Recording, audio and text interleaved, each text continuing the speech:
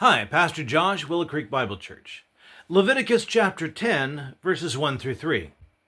Then Nadab and Abihu, the sons of Aaron, each took his censer and put fire in it, put incense on it, and offered profane fire before the Lord, which he had not commanded them.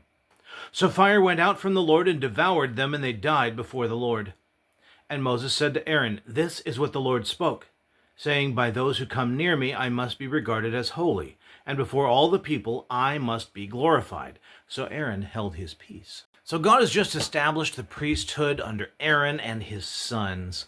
And God told them exactly what he expected of them, what they were supposed to do, how they were supposed to worship him. And Nadab and Abihu chose to do it their own way. Bad idea. See, all the way back in Genesis, we read this. In Genesis chapter 4, when God says to Cain, "Look, if you do well, will you not be accepted? If you do right, I'll accept it. If you don't do right, sin is at the door, and it wants to control you, but you should rule over it."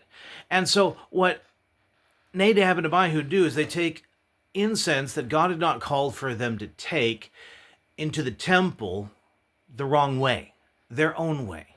And God said, "I'm not going to stand for this." And he ends them because God wants to make an example.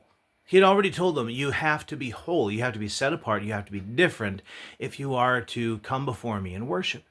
And they went, we want to do it our way. We can't approach God on our terms. We must approach God on his terms. And what are his terms? His terms are we come to him by faith, in obedience. And when we do, he honors that.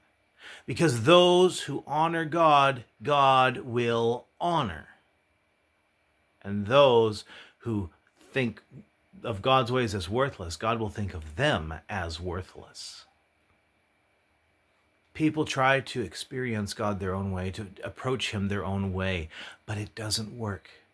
Because our God is a consuming fire, and we need to remember his power and his holiness in order to approach a holy God.